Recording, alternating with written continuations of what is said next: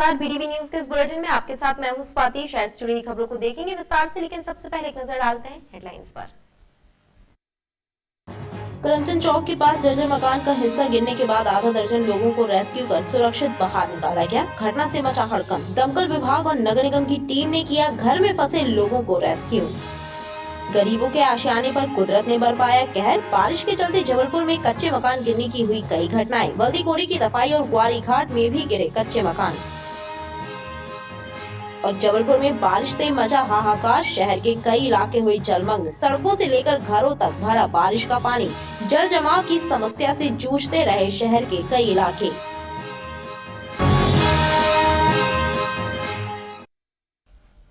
जबलपुर शहर में शनिवार की देर रात से शुरू हुई बारिश ने जनजीवन को अस्त व्यस्त कर दिया। बारिश के कारण शहर की कई बस्तियां और इलाके जलमग्न हो गए। हालात यह हुए कि लोगों के घरों में बारिश का पानी घुस गया, जिससे न सिर्फ लोगों को मुसीबतों का सामना करना पड़ा, बल्कि गृहस्थी का सामान भी खराब हो गया। 24 घंटों में हुई भारी बारिश ने जनजीवन को अस्त व्यस्त कर दिया। बारिश के कारण शहर के निचले इलाकों, बस्तियों, कॉलोनियों, सड़कों और यहाँ तक कि घरों में पानी ने त्राही त्राही मचा दी। हालात यह हुए कि बस्तियां जलमग्न हो गईं और बारिश का पानी घरों में घुस गया, जिससे लोगों को परेशानी का सामना करना पड़ा। शहर के अलग अलग क्षेत्रों में जल भराव की समस्या सामने आई। करमेता, शंकरनगर में बारिश ने कोहराम मचा दिया। सड़कें पानी से लबालब हो गईं और बारिश का पानी घरों में घुसने से लोग परेशान होते रहे। पानी की वजह से लोगों का गृहस्थी का सामान खराब हो गया। बढ़िया है। हर साल का काम है जो है, तो नालियाँ साफ ना होने के कारण जो है तो लगातार जो है तो घर के अंदर पानी जो है पानी भरा है, घर में जा रहा है तो उसका नंबर परेशानी हो रही है। घर में और कुलिया बड़ी डलवानी चाहिए जिससे पानी निकले। वहीं बारिश ने रांझी मानेगांव, लाला लाजपत राय इंदिरा आवास कॉलोनी में भी कहर बरपाया। बारिश क्षेत्रीय लोगों के लिए मुसीबत का सबब बनकर आई। क्षेत्र में जल भराव होने से घरों में बारिश का पानी भर गया। स्थानीय लोगों ने बताया कि अतिक्रमण और पानी निकासी की व्यवस्था न होने के कारण लोगों को जल भराव की समस्या का सामना करना पड़ा। बारिश के कारण सड़कों पर समंदर जैसे नजारे देखने को मिले। वहीं कॉलोनियों, बस्तियों और निचले क्षेत्रों में पानी भरने की समस्याएं भी देखी गयी। मैं इंदिरा आवास मानेगांव वार्ड नंबर 70 में रहती हूँ। यहाँ पे पानी की बहुत समस्या है। हर बारिश में पानी भर जाता है यहाँ पे, और 4-5 साल से तो बहुत ही ज़्यादा दिक्कत हो रही है। पिछले वर्ष हम लोग ने कमरे तो ऊंचे करा लिए हैं जैसे तैसे, लेकिन आंगन में अभी भी पानी भरता है। नाली की यहाँ कोई निकासी नहीं है। नाली बनी है लेकिन निकासी नहीं है यहाँ पे। ये लाला लाजपत राय वार्ड है, इंदिरा आवास, और 15 वर्षों से मैं यहाँ रह रहा हूँ। पहले ऐसी समस्या नहीं आती थी। अभी कुछ यहाँ आसपास मकान बन गए हैं, बनने की वजह से कंजरवंशी लोगों ने नहीं छोड़ी है। उसकी वजह से मैं इसका 3-4 साल से यहाँ मेरा पानी भर जाता है। और मैंने अभी गत वर्ष कर्जा लेके यहाँ वहाँ से पैसे का इंतजाम करके मकान कमरे ऊंचे करवाया हूँ, तब जाके थोड़ा सा मेरे को अभी कमरे भर की राहत है। बाकी पूरे आंगन में यहाँ वहाँ पूरा पानी भरा रहता है और 12 महीने शीत बनी रहती मकान के ऊपर। हमारे घरों के अंदर तक पानी आता है और हमारा सारा जो भी अंदर सामान है सब खराब हो जाता है। हर साल की हमारी यही समस्या है। बारिश आते ही हमारे घरों में आधा ये पूरा आंगन, ये घर हमारे डूब जाते हैं। छोटे छोटे बच्चे लेके हम लोग ऊपर रहे आते हैं पलंग के ऊपर। हमारे बच्चे दिन भर किसी बाहर दूसरे या पड़ोसियों के घर में हमको छोड़ना पड़ता अपने बच्चे।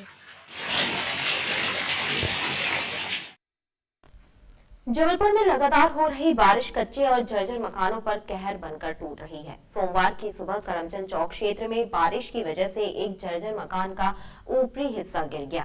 मकान गिरने से 7 लोग फंस गए, जिन्हें दमकल विभाग की टीम ने रेस्क्यू कर बाहर निकाला। इस घटना से पूरे इलाके में अफरा तफरी मची रही। जबलपुर में शनिवार से हो रही बारिश ने कच्चे और जर्जर मकानों को हिलाकर रख दिया। बारिश की वजह से अलग अलग क्षेत्रों में मकान गिरने की घटनाएं सामने आई। सोमवार की सुबह करमचंद चौक के जर्जर मकान का ऊपरी हिस्सा धराशायी हो गया। इस घटना में कोई जनहानि तो हुई, लेकिन जर्जर मकान से में रहने वाले 8 लोग मलबे के कारण घरों में फंस गए। इन लोगों को दमकल कर्मियों ने रेस्क्यू किया और सीढ़ी की मदद से सुरक्षित बाहर निकाला। हादसे की जानकारी मिलते ही नगर निगम के अधिकारी भी मौके पर पहुंच गए थे।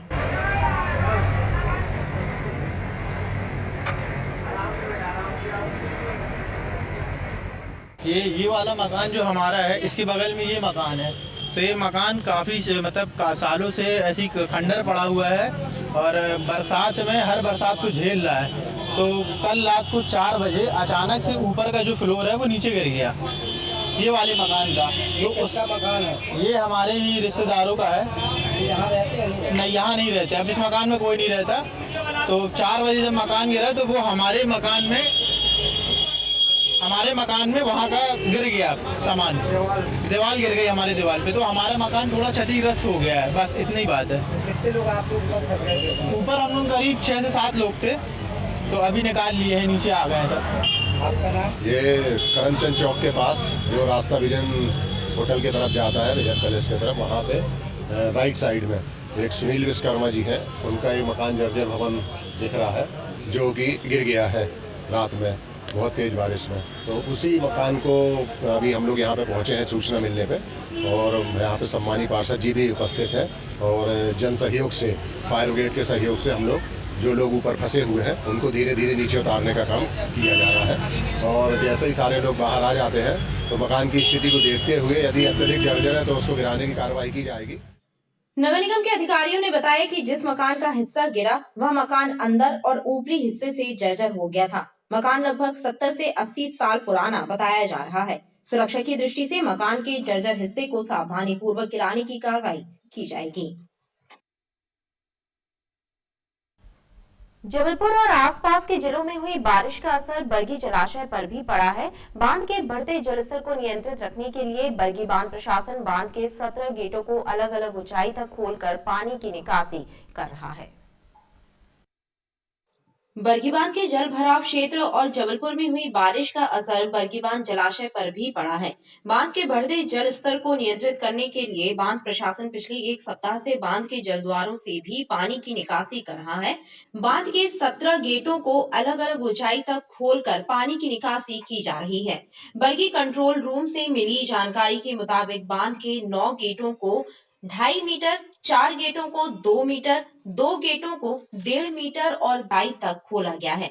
सोमवार की दोपहर 3 बजे बांध का जल स्तर 421.60 मीटर दर्ज हुआ। बरगी बांध में 50,288 क्यूसेक पानी की आवक हुई है और बांध से 1,81,095 क्यूसेक पानी छोड़ा गया है। बांध के गेटों से पानी छोड़े जाने का असर ग्वारी घाट, तिलवारा घाट, भेड़ा घाट सहित नर्मदा के तटीय इलाकों पर साफ देखा जा रहा है। नर्मदा तटों पर नर्मदा उफान पर है और नर्मदा घाटों और तटीय इलाकों में जल स्तर तेजी से बढ़ा है।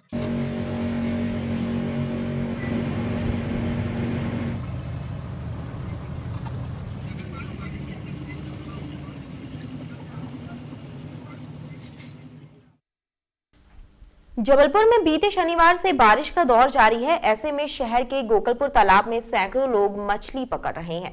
तालाब का एक वीडियो सोशल मीडिया पर वायरल हो रहा है, जिसमें बारिश के बावजूद सैकड़ों लोग अपनी जान जोखिम में डालकर तालाब में मछली पकड़ रहे हैं। इसमें छोटे बच्चे भी शामिल हैं।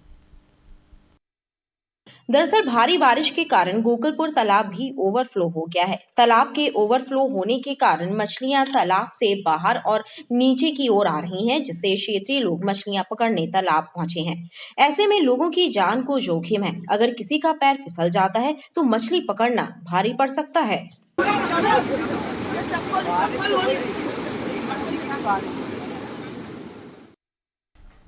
जबलपुर में बारिश का कहर गरीबों के आशियानों पर भी टूटा। शहर के अलग अलग क्षेत्रों में 1 दर्जन से ज्यादा कच्चे मकान गिरने की घटनाएं हुई। वल्दी कोरी की दफाई सिद्ध बाबा वार्ड में बारिश से आधा दर्जन से ज्यादा मकान धराशायी हो गए। इन मकानों के गिरने से गरीबों का गृहस्थी का सामान, अनाज सब खराब और नष्ट हो गया। बारिश का यह मौसम गरीबों के आशियानों पर भी कहर बनकर टूटा। लगातार हुई बारिश से शहर के अलग अलग स्थानों पर कई कच्चे मकान धराशायी हो गए। सिद्ध बाबा वार्ड वल्दी कोरी की दफाई क्षेत्र में भी बारिश के कारण कई मकानों के गिरने की घटना सामने आई। क्षेत्र में आधा दर्जन से ज्यादा मकान गिरे हैं, जिससे गरीबों का गृहस्थी का सामान और अनाज सब कुछ नष्ट हो गया। खास बात यह है कि इन गरीबों को अब तक प्रशासन की तरफ से कोई राहत भी नहीं मिली है, जिससे गरीब परिवार न सिर्फ परेशान है बल्कि लोगों में रोष भी पनप रहा है। साहब, बरसात की वजह से मेरा मकान गिर गया। मेरे इधर कोई नहीं है, मैं बहुत गरीब हूँ और मेरे छोटे छोटे बच्चे हैं। मजदूरी करने जाती हूँ, मेरा पूरा गृहस्थी उसमें दब गई है और पूरा नुकसान हो गया। ये 9-10 बजे के बीच की बात है। ये 2-3 दिन जो पानी गिर रहा है। हाँ, ये 2-3 दिन से पानी जो गिर रहा है उसी में गिरी। क्या चाहती हो आप लोग से? जो भी मुझे मदद मिले वो चाहिए। ये सिद्ध बाबा बाट है और ये दीवार कल रात में गिरी है हमारी। मकान और अंदर भी पूरा गिर गया है। लगभग सामान वगैरह भी दब गया। सामान वगैरह तो निकाल लिए रहे गिरने से पहले। हाँ, गिरने वाली रही तो हटा लिए रहे सामान वगैरह। हाँ, जनहानि बच गई। जनहानि बच गई है। सिद्ध बाबा गणेश चौक से बोल रहे हैं। हम लोग गरीब इंसान हैं, कुछ भी तो हम लोग को राहत राशि मिल जाए। पूरा हम लोग का दीवार घर की गिर गई और हम लोग बहुत गरीब इंसान है सर। दीवार गिर गई घर की कम। सर, हमारे घर का पूरा दीवार गिर गया, पूरी हमारा घर ही मकान गिर गया। मैं विधवा औरत हूँ, मैं 1-1 रुपये भीख मांग के मैं अपना घर बनाई और देखो पूरा गिर गया। मेरे छोटे छोटे बच्चे हैं, मेरे कमाने वाले कोई भी नहीं सर। मैं बहुत परेशान हूँ। दीवार गिर गई है, कच्ची दीवार है ना, दीवार गिर गई है। आप क्या चाहते हैं? क्या हो? थोड़ी बहुत कुछ मदद मिल जाए सरकार की तरफ से तो इसकी रिपेयरिंग हो जाएगी। मकान की दीवार की थोड़ी बहुत मदद मिल जाएगी तो।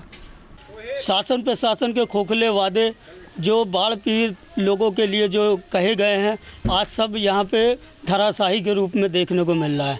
सिद्ध बाबा वार्ड की वह बस्ती जो गंदी उन्मूलन बस्ती के नाम से प्रसिद्ध है, वल्दी कोरी की दफाई सिद्ध बाबा वार्ड, यहाँ पे आज लगभग 12 से 15 मकान जो तेज़ बारिश, भीषण बारिश के चलते धराशायी हो गए।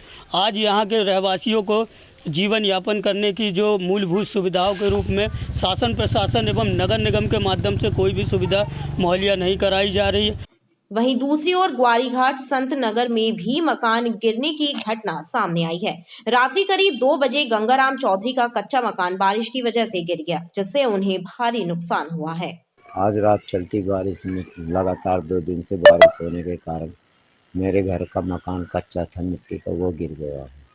बाजू बगल वाला का मकान का पूरा पानी छत का मेरे मकान में आता है। पाइपलाइन डाल दी है उसमें और उसकी वजह से पूरे मेरे मकान में सीपी जाती। कई दिनों से मैंने उसको सूचना भी देता, बोला भी, पर वो सुनता नहीं। गाली गलौज सुबह आज कर दिया और मैंने उसकी FIR भी आज दर्ज करा दी।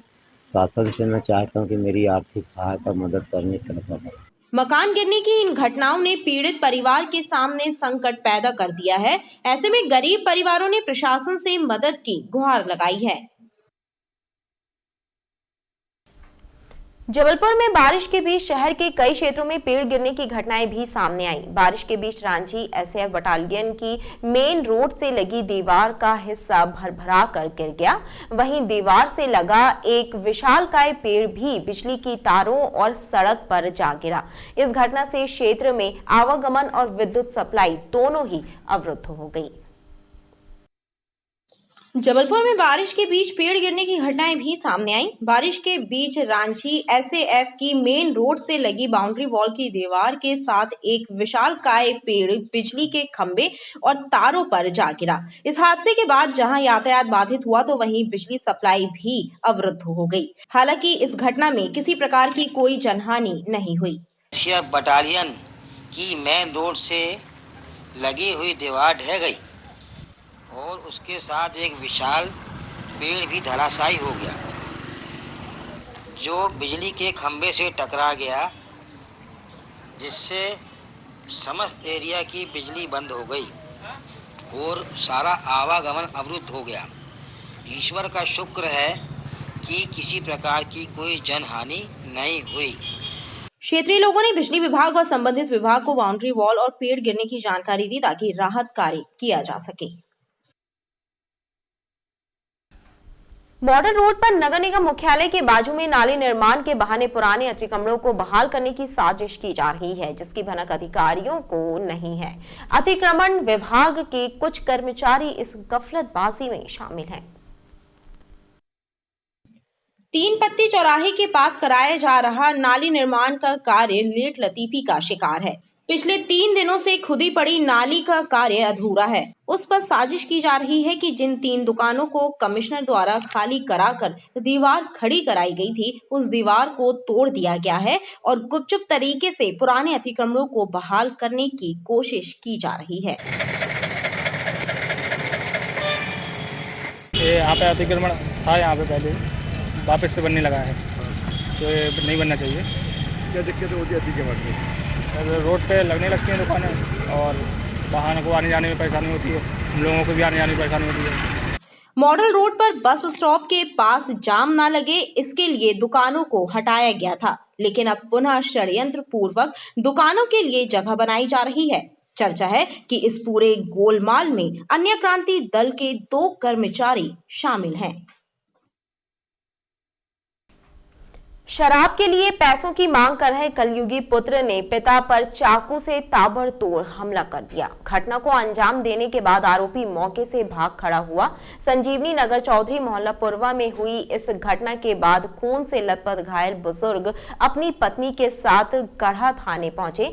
गढ़ा पुलिस ने घायल बुजुर्ग को तत्काल इलाज के लिए मेडिकल अस्पताल भेजा, तो वहीं संजीवनी नगर थाना पुलिस को भी घटना की जानकारी दी। संजीवनी नगर थाना के अंतर्गत चौधरी मोहल्ला पुरवा में रहने वाले 70 वर्षीय एक बुजुर्ग गुड्डू लाल चौधरी पर उनके पुत्र राकेश चौधरी ने देर रात चाकू से हमला कर दिया। इस घटना में बुजुर्ग को शरीर के कई हिस्सों पर चोटें पहुंची। खून से लथपथ घायल बुजुर्ग घटना के बाद अपनी पत्नी के साथ रिपोर्ट दर्ज कराने गढ़ा थाने पहुंचे, जहां से पुलिस ने तत्काल उन्हें मेडिकल अस्पताल इलाज के लिए भेजा। गढ़ा पुलिस ने इस घटना की जानकारी संजीवनी नगर थाने को दी, जिसके बाद संजीवनी नगर थाने की पुलिस भी मेडिकल अस्पताल पहुंच गई थी। एक बुजुर्ग हैं, लगभग 60-65 साल के, जो हैं उनके पीठ और पीछे काफ़ी पीछे से कपड़े रक्त रंजित थे और उन्होंने उनकी पत्नी ने आके बताया कि उनके लड़के ने चाकू से मार दिया है। चूँकि रक्तस्राव आ रहा था, उसी समय मैं थाने पहुंचा था, तो मैंने तत्काल जो है अपनी पुलिस जो थाने की पेट्रोलिंग है उससे और हमारे एक सब इंस्पेक्टर निर्भय सिंह को मैंने रवाना कर दिया। वो बुजुर्ग जो है थाना संजीवनी नगर क्षेत्र में चौधरी मोहल्ला पुरवा के रहने वाले हैं। चूँकि वो चोट उनको ज़्यादा थी तो उनको तत्काल मैं मेडिकल कॉलेज भेज दिया है। अपने थाना संजीवनी नगर को उस संबंध में सूचना दे देंगे और जो भी आवश्यक कार्यवाही होगी थाना संजीवनी नगर के द्वारा की जाएगी। संजीवनी नगर पुलिस ने बुजुर्ग की रिपोर्ट पर उसके पुत्र के विरुद्ध प्रकरण दर्ज किया है। पुलिस मामले की जांच कर रही है। आमनपुर कालीमठ के पास एक सूने घर में धावा बोलकर चोरों ने कीमती सामान पर हाथ साफ कर दिया। घटना की शिकायत मदन महल थाने में दर्ज कराई गई है। घटना के शिकार हुए परिवार ने सीसीटीवी फुटेज भी सौंपे हैं। आमनपुर कालीमठ के पास रहने वाले मुकेश उपाध्याय के घर उस समय चोरी हो गई जब पूरा परिवार रिश्तेदारों के यहाँ गया हुआ था। सोने मकान में चोरों ने धावा बोलकर कीमती ज्वेलरी और नगद रुपयों पर हाथ साफ कर दिया। आधी रात को ताला का कुंदा तोड़कर हुई चोरी की यह घटना सीसीटीवी कैमरों में भी कैद हो गई, जिसके फुटेज पुलिस को सौंपे गए हैं। चांदी के सिक्का भी तो कुछ नहीं है और चूड़ियां संतान सब पे लगभग 21 साल का लोग ऐसा ले लो गया, उतना ही हो गया। पीड़ित परिवार के मुताबिक चोरी करीब 5 लाख रुपयों की है। इसमें 1 लाख रुपए नगद और सोने चांदी के जेवर शामिल हैं। पुलिस ने मामले की खोजबीन शुरू कर दी है। गोरखपुर क्षेत्र में स्थित एक नशा मुक्ति केंद्र में इलाज के लिए भर्ती कराए गए 29 वर्षीय युवक की मौत को संदिग्ध बताते हुए मृतक के परिजनों ने पुलिस से मामले की निष्पक्ष जांच करने की मांग की है। मृतक के परिजनों ने युवक की हत्या किए जाने का संदेह जाहिर किया है। गोरखपुर क्षेत्र में स्थित एक नशा मुक्ति केंद्र में इलाज करा रहे 29 वर्षीय युवक भानु पटेल की मौत को परिजनों ने संदिग्ध बताते हुए पुलिस ने मामले की निष्पक्ष जांच करने की मांग की है। परिजनों ने आरोप लगाया है कि युवक की हत्या की गई है। उन्हें इस बात पर भरोसा नहीं है कि युवक की मौत फांसी लगाने से हुई है। मेरा भाई भानु पटेल, उसकी हत्या हो गई है नशा मुक्ति केंद्र में। तो वहाँ से हमें ये इन्फॉर्मेशन मिली है कि इसने सुसाइड किया है, पर हमें पूरा शक है कि सुसाइड नहीं हुआ है, कुछ गलत हुआ है उसके साथ। तो हम मदद चाहते हैं। नशा मुक्ति केंद्र में क्यों रहता था, क्या सर वो ड्रिंक करता था, पर उतना ज़्यादा नहीं करता था, तो हम लोगों ने उसे वहाँ पे सुधार के लिए भेजा था और उसमें काफ़ी सुधार आ भी गया था। और परसों मेरे पति गए भी थे मिलने, अंकित पटेल, तो उन्होंने उसे नहीं मिलने दिया था उससे। शादी हो गई थी, कितने बच्चे थे? हाँ, शादी हो गई थी, पर डिवोर्स भी हो चुका था, 1 साल हो गया डिवोर्स के। हम चाहते हैं इस पूरी चीज़ की कानूनी कार्यवाही अच्छे से की जाए, क्योंकि हम संतुष्ट नहीं हैं। इसकी जांच अच्छे से हो, वो फांसी नहीं लगा सकता। हम इस चीज़ से संतुष्ट नहीं हैं, क्योंकि जहां उसने फांसी लगाया है उसकी हाइट भी इतनी नहीं है और सीसीटीवी कैमरे हैं और उन्होंने अपनी जवाबदारी से उसको वहां रखा था, तो ये कैसे हो सकता है? गोरखपुर। इधर गोरखपुर पुलिस का कहना है कि रविवार को भानु पटेल की मृत्यु के मामले में पुलिस ने मर्ग कायम किया है। फांसी लगाने की वजह से भानु की मौत होना बताई गई है। पुलिस को मृतक की पोस्टमार्टम रिपोर्ट का इंतजार है। शिकायत नहीं, एक मर्ग कायम हुआ था कल। एक आवेदक अपने क्या नाम मनोज शर्मा द्वारा एक मर्ग इंटीमेशन कायम कराया था कि इनके नशा मुक्ति के अंदर में भानु पटेल भर्ती थे जिनने फांसी लगा ली है, और उसकी जो है जांच की जा रही है। पीएम के लिए भेजा गया है। रिपोर्ट आने के बाद जो भी तथ्य सामने आएंगे उसमें अभी जांच चल रही है। परिवार का क्या कहना है? परिवार वालों के कथन लिए जा रहे हैं और जो है मेडिकल रिपोर्ट आने के बाद जो भी उसमें जांच में आएगा उसमें कार्रवाई होगी। पुलिस के मुताबिक भानु पटेल को 17 मार्च को नशा मुक्ति केंद्र में भर्ती कराया गया था। उसके बाद 9 मई को उसे वापस घर भेजा गया था। उसके बाद 18 अगस्त को दोबारा भानु को नशा मुक्ति केंद्र में भर्ती किया गया। रविवार की दोपहर पुलिस और परिजनों को उसकी मृत्यु की सूचना दी गई थी। गढ़ा थाना क्षेत्र के बजरंग नगर में 2 युवकों पर प्राणघातक हमला करने वाले 3 आरोपियों में से एक नाबालिग सहित 2 आरोपियों को पुलिस ने गिरफ्तार कर लिया है। वहीं पुलिस एक फरार आरोपी की तलाश कर रही है। गढ़ा थाना क्षेत्र के बजरंग नगर में शुक्रवार की रात श्रीकांत दाहिया और रिब्बू उर्फ राम सिंह पटेल पर प्राणघातक हमला करने के बाद फरार हुए 3 आरोपियों में से 2 आरोपियों को पुलिस ने गिरफ्तार कर लिया है। हमले की इस घटना में घायल श्रीकांत दाहिया की इलाज के दौरान मेडिकल अस्पताल में मौत हो गई थी। पुलिस ने मामले में हत्या की धाराओं के तहत प्रकरण दर्ज करते हुए रवि यादव और 15 वर्षीय नाबालिग को गिरफ्तार किया है। प्रकरण में एक आरोपी शिवम फरार है, जिसकी तलाश की जा रही है। सूचना मुखबिर से आज प्राप्त हुई कि रवि यादव और एक और है, ये अपने घरों में अभी आए हुए हैं और ये कहीं भागने की तैयारी कर रहे हैं कि सूचना पे पुलिस के द्वारा इनके यहाँ दबिश दी गई और ये दस्तयाब हुए, जिनसे लाके पूछताछ की गई, जिसमें इन्होंने बताया कि ये 3 शिवम मराठा, रवि यादव और मोनू ये जा रहे थे रात में अपने श्री कृष्ण जन्माष्टमी का कार्यक्रम देख के मटकी फोड़ के बाद में 1 बजे करीब ये घर जा रहे थे। तो रास्ते में आहत अपने रिब्बू राम सिंह और मृतक श्रीकांत ये दोनों आपस में शराब पी के आपस में विवाद कर रहे थे। तो ये जा रहे इनको रोक के गाली गलौज करने लगे और इनके साथ मारपीट करने लगे। तो इस बात पे इनके हाथ में लोहे की राड और प्लास्टिक के पाइप था, जिस पे इन्हें मारपीट की और लोहे की पट्टी कोई उनको मिली, इससे मारपीट की, जिससे गंभीर चोटें आई। इनको अपराध धारा 307 का मुकदमा कायम किया गया था और कल रात्रि में श्रीकांत की मृत्यु हो जाने के बाद इनमें धारा 302 बढ़ाई गई है और दोनों आरोपियों को कल न्यायालय पेश किया जाएगा। आरोपी शिवम मराठा या शिबू की तलाश कर रहे हैं और उम्मीद है कि शीघ्र ही उसकी भी गिरफ्तारी कर ली।